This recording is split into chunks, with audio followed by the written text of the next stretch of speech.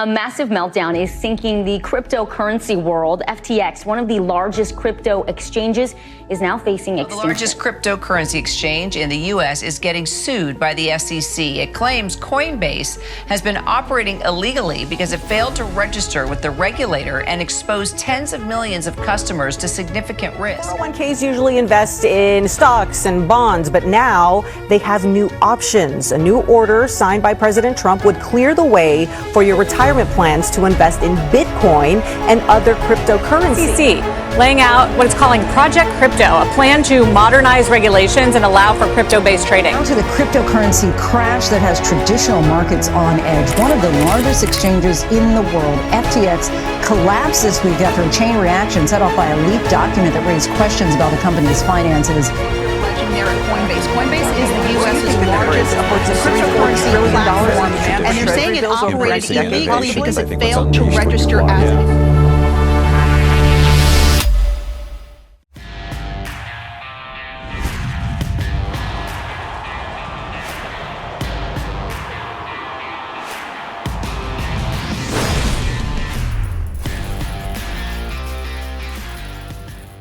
All right, welcome into Crypto Info, Blockchain Made Easy with your host, Frank the Crypto Tank. Guys, don't forget to tap that like and subscribe on your way in, and don't forget to tap our affiliate Caleb link down below for your one-stop crypto brokerage. Guys, today we have a very, very special episode for you. We have our first live interview with Mr. Jim Bazzani, who is the Senior Business Development Manager for the largest crypto brokerage on the planet, Caleb and Brown. He's nice enough to give us some of his time today. Jim is basically going to give us the difference today between a brokerage and an exchange like we deal with usually, an Uphold, a Kraken, something like this. It's a little bit different. We're going to talk about that today. We're also going to discuss Project Crypto. We're going to talk about Trump's 401k decision to allow land, private equity, cryptocurrencies and so forth into retirement accounts. And also we're going to discuss the XRP ETF approval. And we've got the 240 days coming up with probably some 45-day extensions we can look at, but hopefully we get at least one XRP approval for ETF filings. Welcome in, Jim. Thank you for joining us, sir. How are you? I'm well, thanks, Frank. I like the nickname Frank the Tank. I think that one will stick with me, so I might be calling you that throughout the interview. But yeah, look, thanks for having me on. I'm very excited to be here and chat about not only Calvin Brown, but all the exciting things going on in crypto. In terms of how I got started in crypto, it's funny, most people when they first get started in crypto, it's really through learning about Bitcoin and then finding their way to other assets like Ethereum. I kind of went the backwards way, where back in 2017, I have a very close friend of mine who's an entrepreneur in the Web3 space today. He introduced me to Ethereum. So I was studying a law degree at the time. I actually was, funnily enough, studying contract law and just thinking about how archaic it was and how you need an intermediary for these contracts to be enforceable. And all of a sudden, I'd learned about Ethereum and the smart contract functionality of Ethereum. And that immediately just piqued my interest. Almost immediately. And we invested from there on and learned more and more about Ethereum and that ecosystem, and then almost went backwards and then learned about Bitcoin and the origins of Bitcoin and how it all started and blockchain technology. So I've been passionate about the space since 2017 and have followed it ever since. But it wasn't until a couple of years ago, I was working at a management consulting firm called Accenture. Was doing a little bit of digital asset, metaverse kind of work there, but mostly around traditional finance and tech. And it wasn't until I'd kind of just made that life decision that actually I'm so passionate about this space. I'm always following it in my personal life. Why don't I actually go all in and go and work for a crypto company? And so that's how my journey at Calvin Brown started. Funnily enough, Calvin Brown really pretty much started at that exact same time that I first got into crypto back in 2016, 2017. So yeah, that's a bit about my journey. You'll find that pretty much everyone that works here at Calvin Brown has a similar sort of story, some far earlier than me, but no doubt everyone is still just as passionate and follows this asset class today as much as they did even back then. So yeah, that's a little bit about my journey. What an interesting background. Thank you for sharing that. I come from a contracting background and running a few businesses and things in my history. I have public relation communication degree. Um, for what that was worth, very expensive to hold that piece of paper. Still well worth it. I come from a contracting background, and I learned about 6 years ago. I started getting into crypto. I had a couple of friends who retired from Ethereum and Bitcoin. I had another friend who set it up on our computers for my wife and I, a very good friend that I trusted. And Ethereum was at 124 a coin then. And I didn't do, and I vowed to never not do. And so I went crazy researching that. I missed the Ethereum, the Bitcoin. And by doing that, of course, though, we all know that you're going to be learning forex markets while we're doing that. We're going to be, you kind of have to. You have to. We've got to cross train and learn about, and then so it's going to be fundamentals. It's going to be then just at least a little bit of TA, a little bit of chart reading and things. We have to, and getting into the cold wallets and how that works and so forth. And then what are we doing on exchanges and things? And by the way, as always, nothing on the channel is financial advice. We know that. I'm not a financial advisor. You could lose your shirt, your pants, your underwear, your socks, your shoes, everything in crypto. Never buy or sell anything because of what we say on the channel. But it's just for education, informational purposes, and I think we all know that. But yeah, if we're going to invest in crypto, Jim, I think all of these things cross train, and kind of like 6 years ago, I just had to dip my feet in, seeing my friends retire, and latched on to a number of projects, particularly the ISOs and some others. Went heavy on utility, played around with some meme, did well, made a little money in the space already, just kind of messed around with meme coins and things. And a couple years ago, my wife said, you know what? You got to get out of my face. You're too much. You're too much. Every 2 minutes, you're 24 hours, this, that, this, the other about crypto. Get the heck out of my face and start a channel. Please, would you? And I finally did. And that's nice, honest feedback from your partner. Yeah, it's honest truth. And, I was lucky enough to meet up with a young gentleman who's just kind of making his way in the business world, doing production and so forth, and kind of like friend of the family, and thought to myself, you know what if we got together with this business venture on this YouTube channel? And so he's kind of like, not that I'm Rogan, but he's kind of like my Jamie. And so that's what we do. I've got my guy Luke, and that we do a number of long form videos that I think folks have seen. And this is our first live interview. So thank you so much. We do a live every morning too at 7 a.m. Honestly, thoroughly pleased on a very simplistic, honest, thoroughly pleased, my wife and I, with Caleb and Brown. I am very difficult to please when it comes to services, particularly with my money. And so is the wife, and so are most folks. Our hard-earned money we want to be very careful with, and these are large decisions for us, perhaps larger, in my opinion, larger than kind of like normal decisions in our lives. So when I first looked at Caleb, I thought, you know what?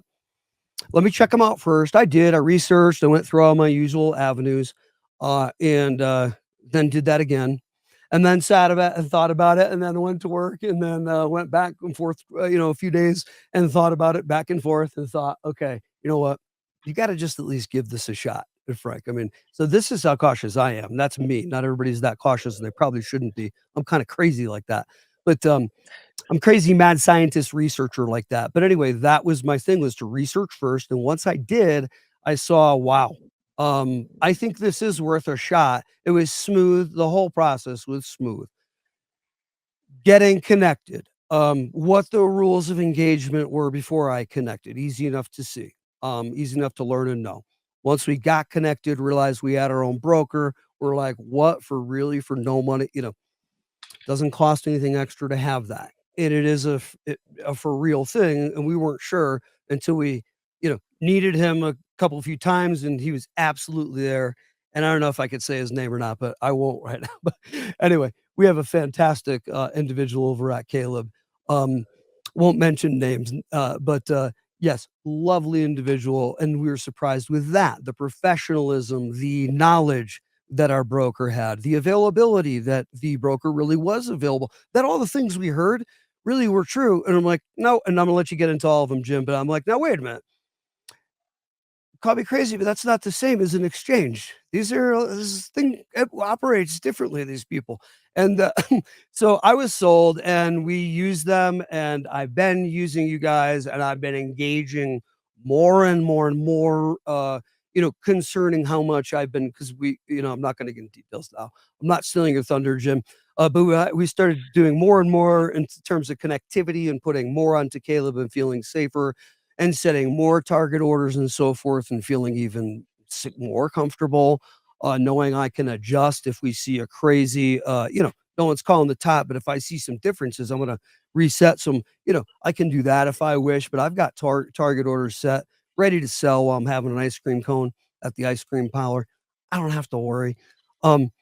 So that's my experience, and the wife will tell you the same, that it's ever been awesome with Caleb. You guys are really, I'm not just saying that because you're on here. You guys, I'm very impressed. Yeah, so I mean, I think that's pretty much, you hit the nail on the head around what we try and focus on as a business. It's all about providing a personalized white glove service for clients, and that they can actually build a relationship with us as a business. It's not, I love exchanges, and that's really where I first got started, but there's no real customer support or service on these platforms, unfortunately. I've had instances where, for whatever reason, I've needed to contact support, and the support ticket stays in the case for 30 days, as an example. With us, it's the exact opposite. So every single person that signs up with Calvin Brown gets their own dedicated broker. That broker is there to assist you throughout your entire crypto journey. So whether you're someone that's completely new to this space, that needs your hand held, that wants education around what are the top assets, how do I invest in them, how do I safely custody, what are the market narratives, what are the key trends right now, all of those things that is very hard to keep on top of, we very much help our clients with, both for the crypto novice, but also for crypto native individuals that maybe want to get a complex trade executed. Maybe they want to off-ramp a specific way and not be charged exorbitant fees on withdrawals or have limits. There's a whole range of elements of our service, which I'm happy to jump into, that is really beneficial for all kinds of purchases of crypto in this space. So that's really what we focus on. It's similar to pretty much like having a stockbroker, but it's for your crypto assets. We've been around since 2016. There's a lot of positive reviews and things about us in the market. You can't really hide in the crypto space when you've been around for so long. So it's funny you mentioned you doing your due diligence on us. We very much encourage all of our clients, before they sign up, before they work with us, see what people say about us online, speak to a broker. It's completely free, so you don't need to, put any capital up front to get started. And honestly, it's just a service that I wish I had when I started back in 2017. And we know that a lot of people want that handhold experience. They want someone to call about their portfolio, because often at times we all have ideas about how our portfolio is performing.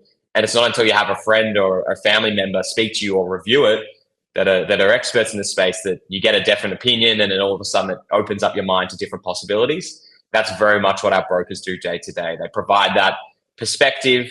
They provide some guidance on where we're at currently in the market. And a lot of the time it just helps clients become more sophisticated crypto investors. You guys are the first are you guys the first crypto brokerage?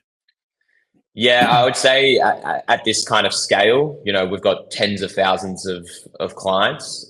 There's not many others that have built a business like this. So yeah, I would say comfortably we are. It's pretty impressive. A lot of, now you have, your customers are all over this planet, are they not? Who are your customers? Because I often think, because I'm in the US, I'm like, well, the folks in the US, and we love Caleb and Brown, and everybody I talk to, and they're jumping on board and everything, and they're gaining traction. I see you guys just absolutely crushing it. You guys are growing like ridiculously. And I'm like, wait a minute.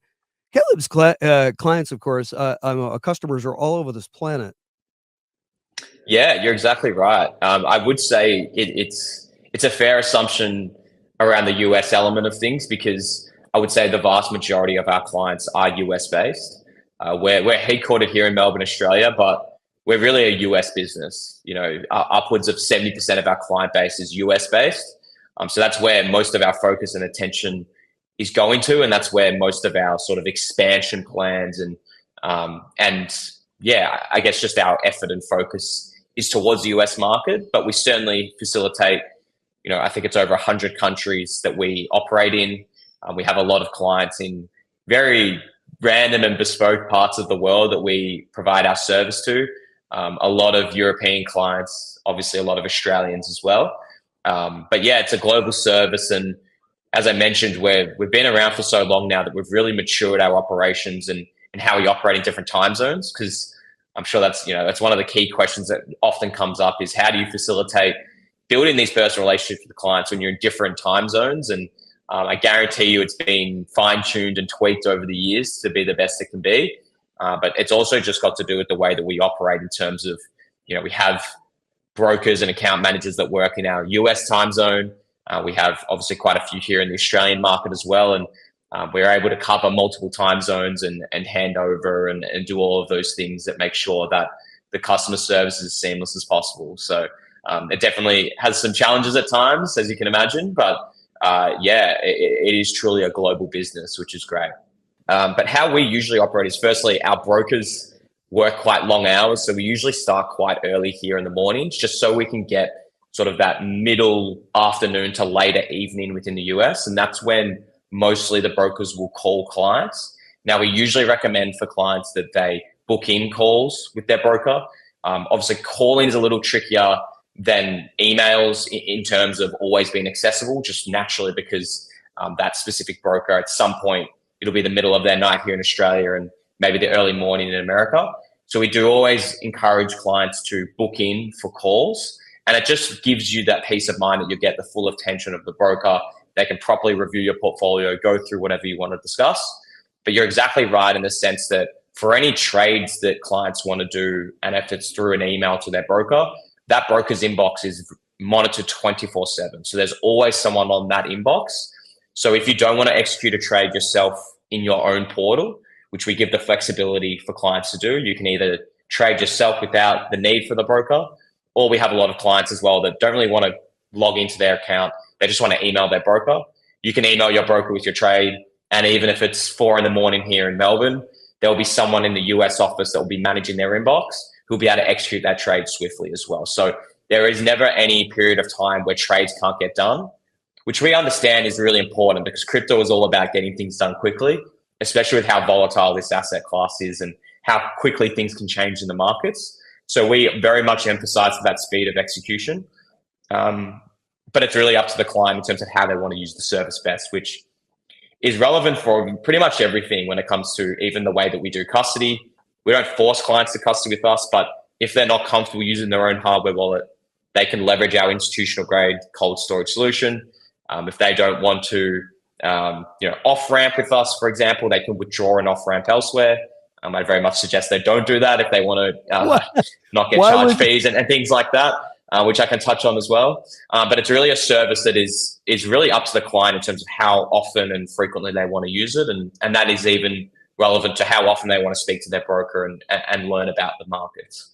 It's sitting there ready to go. I mean, that's the thing, is that literally you could be doing anything. And if things pop off, you're selling on the way up the mountain, hopefully somewhere on top of the mountain and down the mountain.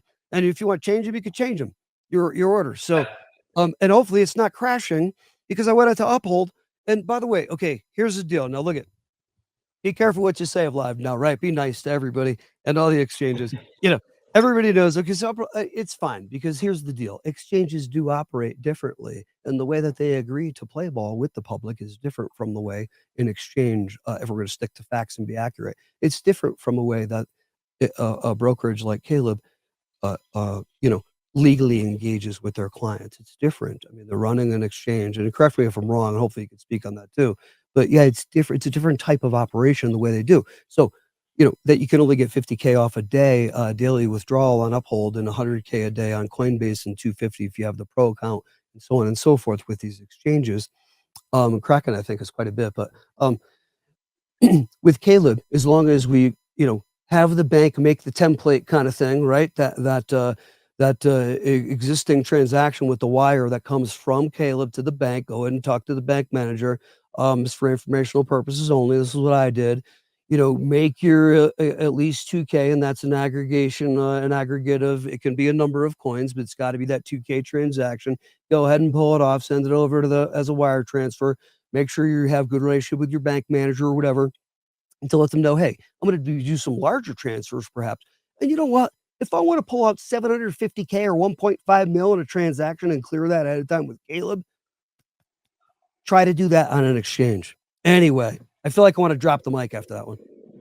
Yeah, no, it's a fair point, and it's something that I feel like most people in the crypto space, they don't practice their exit strategy, or at least know what their exit strategy is until they're at that point and have been ready to exit the market, which I always encourage people. And I've again, this is all from personal experience in the past of trying to cash out of a certain crypto portfolio, back in the day, and all of a sudden I'm doing it on a platform that's going to charge me a lot and going to set limits for me. And because you're at that point of essentially, I just want to get my assets off, you kind of just cop it essentially. But with us, yeah, you're right in the sense that, look, we'll facilitate all amounts of withdrawals and there'll be no fees on top of that. So if you are looking to transfer or withdraw out 500K, $1 million, 5 million, we'll do that all in one go. We'll work with our banking partners in the US who will work closely with the client's bank account to make sure that withdrawal goes through smoothly. And again, that's the benefit of having your broker. You can actually call someone to check in to see how it's going. Often at times, at some point of that withdrawal process, it's out of our hands, it's in the bank's hands. We've found that they usually don't have any issues receiving funds. It's usually at the deposit phase where they start to kick up a fuss.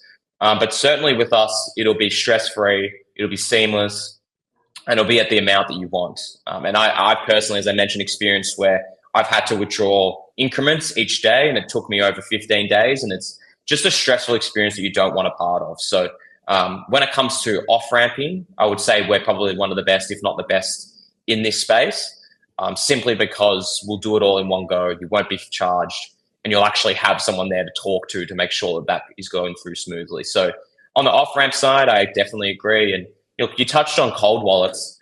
We are big proponents of self-custody. We encourage it for clients, but we very much just offer that cold storage solution for those that want to use it, or maybe they're not comfortable becoming their own bank. So they'll hold some of their assets with us. As you mentioned, some will hold all of them. Again, it just becomes down to personal preference and what the client wants to get out of the experience. You also mentioned as well, which I wanted to touch on quickly, was like the accessibility element. And someone asked me on a live stream the other day, why is institutional grade custody with you better than a cold wallet? And I'd say it's not really better, it's just a different alternative. Although I said, like, the one clear benefit, in my opinion, is that you get the benefit of the cold storage element. Your assets are held one for one, as you mentioned, in cold storage. But you also get the accessibility benefit, which is not something you get with your cold wallet. No doubt about that. Huge point. The example I always love to give is I was traveling overseas. It would have been about 3 or 4 years ago.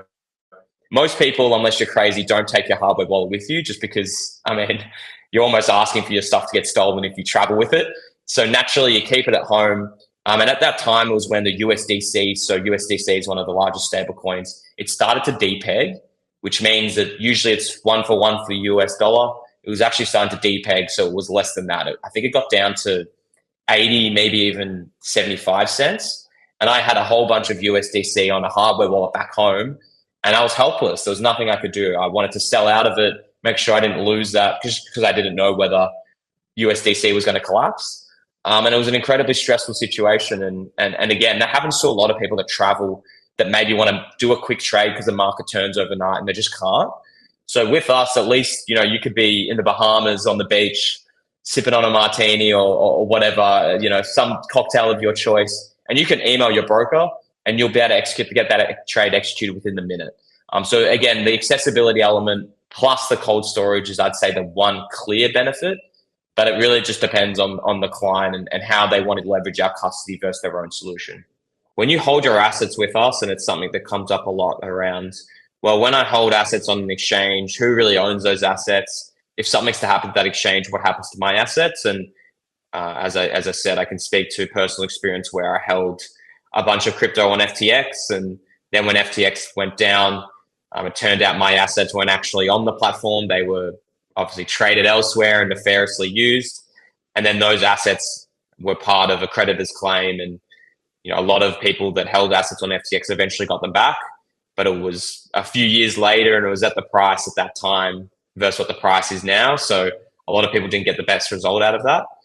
So I wanted to make it clear, because it does come up quite a lot, that if you are to use Calvin Brown and you custody your assets with us, we hold those assets on trust, but you are the beneficiary owner of those assets. So yes, we'll help with custodying those assets, but we're not the owners as a business of them. You as a client are the beneficial owner, which is really important when it comes to any bankruptcy claim, any liquidity claim. Again, I'm not insinuating anything. We are very much a healthy business. We're doing very well, but it's important to be across this if you're going to hold your assets elsewhere, and check to see that in the fine print of their terms and conditions or terms of business that you actually are the beneficial owner of those assets. Because often at times we've seen with FTX that if you did read in the fine print, you actually aren't.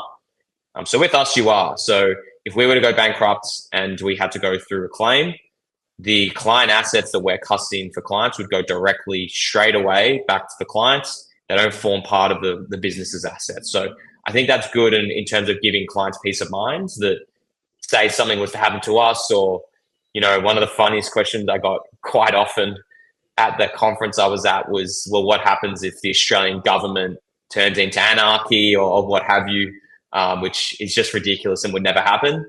But even in that, incredibly unlikely scenario, if that happened, we aren't the owners of those assets. The government isn't the owner of those assets. Our clients are. So those funds would be returned. That'd probably be the first thing that we'd do. So it's important for clients, if you're going to custody them on platforms or exchanges, that you are aware of whether the ownership rights of those assets. 401ks, that's $1 trillion worth of assets that could be now going into digital assets. It's a pretty big unlock for the industry, which I think is really exciting. I'm interested to see what are like the parameters and rules around it. Obviously, Trump's just signed the executive order, so the rest of the actual fine details of how it works, I'm sure, will come out later.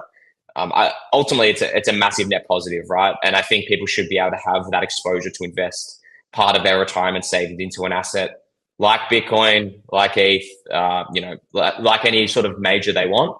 But I am curious around, like, where do we stop? Like, what's the line in terms of what assets you're allowed to invest in and not?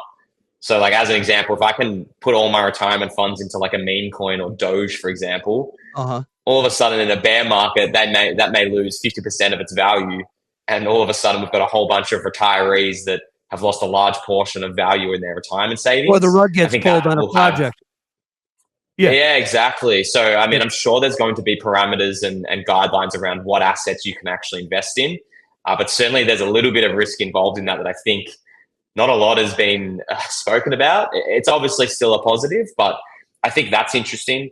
And then Project Crypto, I mean, I spoke before about how in Australia we had a pilot for the Australian Stock Exchange looking to facilitate trades and shares on chain. And that's seemingly what Paul Atkins, the new SEC chair, is proposing. So actually tokenizing stocks and other traditional financial investment vehicles that I think is going to improve the way in which traditional finance is done. If you think about how long it takes for settlements to get done for stocks, the efficiency, the costs, being able to move that on chain, I think is quite significant. And I know that we're seeing some of these sectors like real world assets on ETH that are really starting to become quite strong sectors and use cases in crypto. I have no doubt, the tokenization of real world assets will continue to be a thing. But to see the support of it at a government and institutional level is quite significant. It wasn't that long ago that the SEC chair was Gary Gensler, and not only was he not promoting and introducing things like this, he was actually going after crypto businesses and taking them to court. So the dichotomy between the two in the space of what has it been, like less than a year, it's shown how far we've come, but also just how exciting the future will be. We've got that support now, which not only is great for the US market, but as I mentioned, and I think sometimes the people in the US take this for granted, is that, look, a lot of countries follow the US and follow the legislation and follow the focus in certain innovative areas. And that's no different with crypto. So we're going to see it not only at a US level, but I think now at a global level, we're going to see more and more support for crypto, which is huge and exciting. The chance of an XRP ETF getting approved in 2025 is at 77%. So that's a very high likelihood, in my opinion. Naturally, there's a lot of interest in XRP. It's our largest asset held for clients under management. It's almost got like this cult following where people are big believers in it, and it has a lot of interesting utility and use cases moving forward. And it just makes sense that it'll probably be one of, if not the next asset to get that ETF exposure. And certainly if it was, and look, I only really can envision maybe Solana before it, but even then, I think XRP is far more likely. It just provides even more validity to an asset. It means that now there's more institutional exposure. One of the interesting trends that we've seen with Ethereum, which is starting to outperform Bitcoin, which is a sight for sore eyes for a lot of ETH holders, is that a lot of treasury businesses are now popping up that are holding ETH. Naturally, we've seen, the main treasury company that we all know in MicroStrategy, which really started this business model for Bitcoin. We're starting to see more and more pop up for Ethereum. And I have no doubt an element of that is due to the fact that they can get exposure through the ETF, as opposed to having to hold the asset directly themselves.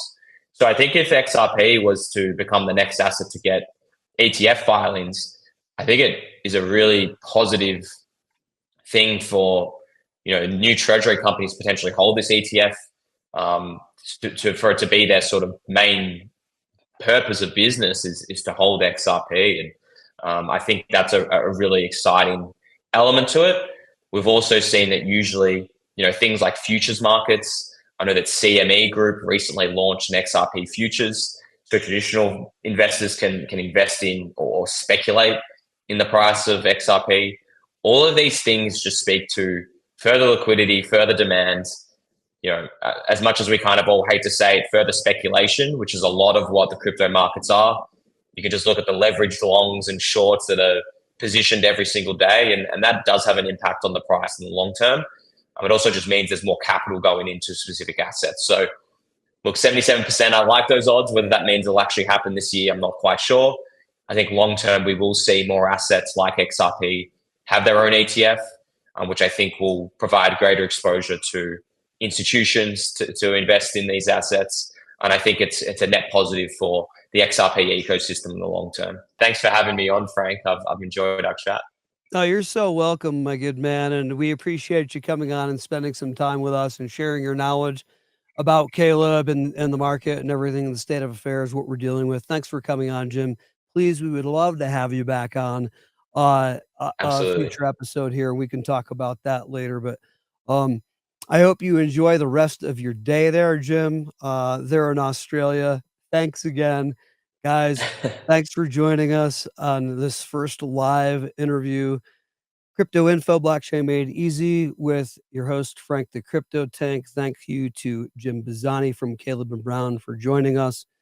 We hope you guys have a great rest of your day. Thank you, Jim. We'll see you later. Thanks, guys.